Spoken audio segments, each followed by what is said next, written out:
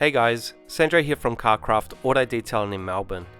Due to the poor audio levels previously in this earlier video of mine, I've decided to re-record the audio, so hopefully it's a lot clearer and a better viewing experience. Thanks guys. Hey guys, today's video is a quick look at dual action polishers, the various models around, a little on their history, and how I use them in my detailing world. So briefly, just to explain how a dual action or DA polisher works, it takes the fixed spinning action of a rotary buffer and adds the oscillation action of a random orbital polisher, so in essence it's a machine that both spins and oscillates simultaneously. And what that means in relation to working on car paint is that it's a machine that not only has great cutting and correcting abilities, but also produces fantastic polishing and finishing results. But it wasn't always this way. The earlier generation of these polishers were great at producing hologram-free, high-gloss finishes, but really limited in their defect removal and paint correction abilities. But what's changed in more recent years that has allowed these machines to now correct almost to the level of a rotary buffer is technology and progress.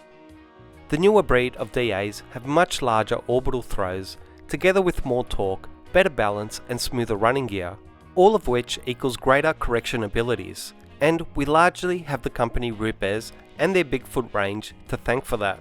The other things that have enabled these DA polishers to excel are the advancements in both pads and polishers specifically engineered to get the most out of these machines. But although it may be sounding like DAs are the silver bullet of our industry, they are not without their faults or challenges. Unlike a rotary that can change its backing plate easily, DAs need to be more specifically balanced for individual backing plates and pad sizes. So you need multiple machines if you want to utilize various pad sizes, which not only becomes expensive, but can also cause logistical issues when you're tripping over 3 to 4 machines and their cords. Another important issue is the excess heat that these large throw DAs produce, particularly on the pads, which is one of the main reasons that leads to pad deterioration, as well as excess heat on the paint that can contribute to burning through the clear coat. So let's take a look at some of the DAs I'm using at the moment. This is the Mint ProTools L21, or better known as the DAS6.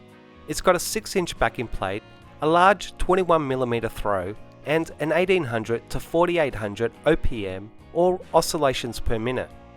Having either owned or used quite a few DAs in the past, I still tend to use RUBEZH as my benchmark when comparing other brands, because cost aside, they have been the best DAs I've ever used. But back to the L21. I've had this for about 2 years now, with a lot of daily, if not weekly use and sometimes abuse.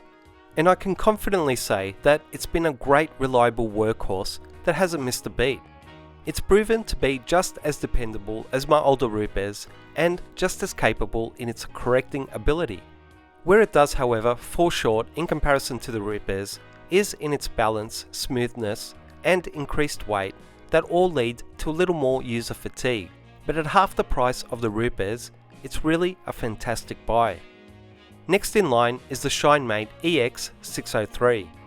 It's a mini 3-inch polisher with a 12mm orbit throw and a 2500 to 5500 OPM. These mini DAs are great for effectively correcting paint around tighter panel curves such as bumpers, grills, skirts and pillars.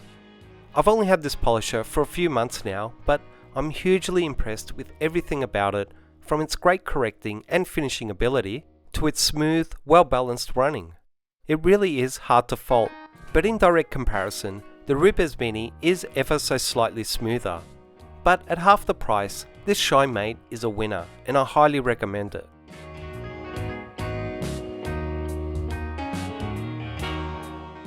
Next up is a DA I've had for many years and just refuses to die.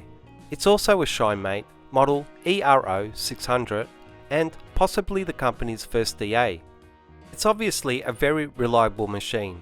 It's got a 5-inch backing plate, a 9mm orbit throw, and a 2500 to 6500 OPM.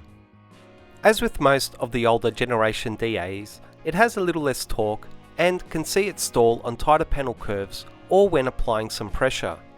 By today's standards, I wouldn't call it well balanced or smooth, to say the least, but that just shows how far DA's and the company has progressed in recent years. I don't tend to use this polisher anymore for paint. It's mostly used for wet sanding, metal polishing, and for cleaning with these brush attachments. It also makes a great backup machine just in case one of my other polishers decides to break down while I'm on a job. Lastly is the newer RUBEZH Nano Hybrid. This is in a bit of a league of its own. It not only has a dual action feature with both smaller 3mm and larger 12mm throws, but also works as a straight spinning rotary.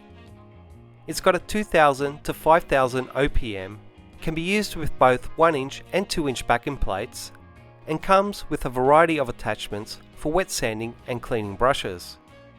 It really shows the innovation at RUBEZH, and although it's by no means perfect, I love it, mostly for the fact that it can access super fine areas that I had to previously hand polish, can be both battery and cord operated, and most of all for the fact that it's a great step forward in thinking, and I can't wait to see what the Mark II will bring.